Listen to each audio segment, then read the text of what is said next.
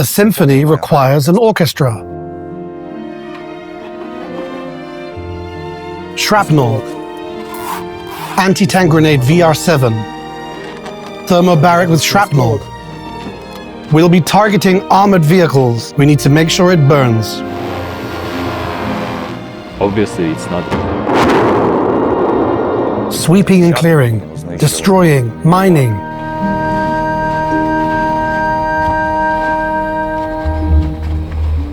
Jaga.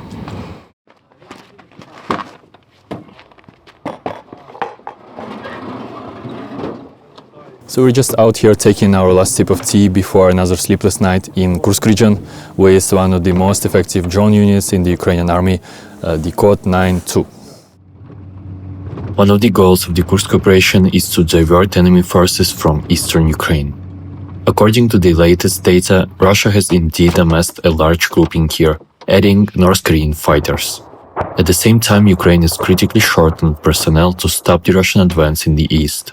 That's where units like this one, Vampire Crew, come into play. Just 4 people, a driver, pilot, and 2 engineers capable of completing dozens of missions in one night with very high efficiency. Освобождаю прокропы, расставляю лучи. Сейчас будем ставить батареи и прошивать пульт. Нажался? Да.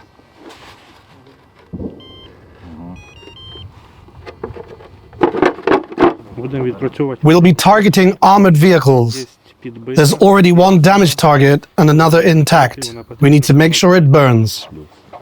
So as always, it took a while to find the right position, and the decision was made to make a base right here, which is kind of uncomfortable for me to stay like this under the clear sky. But we are being told that it is fine, and the distance is far enough for us to work like this during the night. On the other hand, we get to see all the elimination from the shelling around us.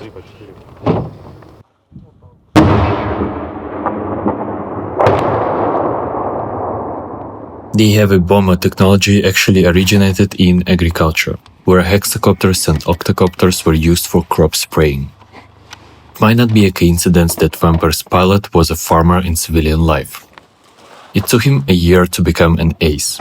Now he has dozens of destroyed enemy units to his name, including MLRS systems and even a moving tank.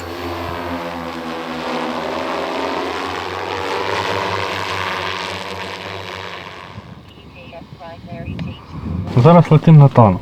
We're flying towards the tank. It's stationary, confirmed by reconnaissance drone. Зараз будемо летіти відпрацьовувати. Once the vehicles are damaged during the assaults, FPV drones finish it off. If they don't destroy it completely, we take care of it at night. FPV drones can blow off wheels on wheeled vehicles or knock out tracks on tanks. The enemy might repair them, but our goal is to ensure they can't use them again.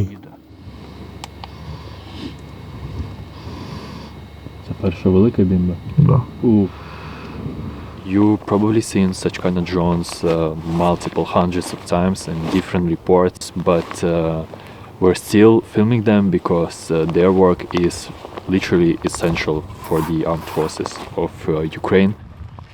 Actually, no country at all has such kind of a fleet of heavy bombers in their army, so obviously it's not.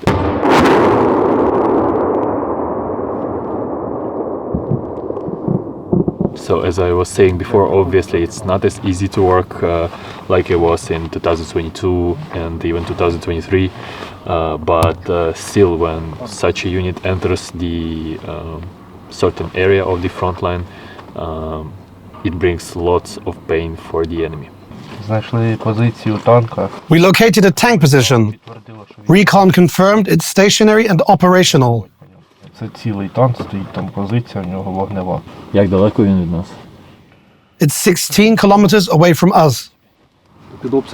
Getting under fire is a routine situation. We don't even notice it anymore. At our previous position, we were just 2 kilometers from the zero line. Combat operations were ongoing, and our support was crucial for the infantry. We also delivered supplies and other cargo to positions. А часто втрачаєте борти? Every night, they get shot down, big targets. З автоматів. If a bullet hits the battery, it catches fire, and that's it. Загорілося. Despite losing drones, each one usually pays off. During the shift, 2 tanks were burned down. But the most important thing is that Russia still has no effective countermeasure, and their bomber capabilities lag behind Ukraine's. So the crew made approximately 10 missions in a time span of a couple of hours today, which is quite impressive. But I must say, this ain't easy. We're super exhausted and extremely cold. We're going back home to Simo. Code 9.2 also includes FPV units. One of the most important developments in FPV technology lately is the use of fiber optics, which the team is actively implementing. Mstislav explains its significance. So this is like one of the kinds of the drones with the optic fiber. Here you have the backside where the optic fiber comes. It's just connected to this one. And that's all. It's even easier for the guys to use it. You don't have to care about radio height. You do not have to care about radio waves. You do not have to care about anything. You just have to be a good pilot, and that's all. We met one of the FPV crews operating in the Kursk region. A few weeks ago, during a routine mission, they came under assault by North Korean fighters and narrowly escaped. We only heard on the radio, 1,000 meters left, 700, 500, 200 meters. Drop the Mavic, grab your rifles, and prepare for a circular defense. We were already in position, waiting for the first North Korean face to appear. Man, it was like a shooting range. Then, when the second wave came, it got much harder. They started approaching from both sides. The distance went from 90 meters to just 45.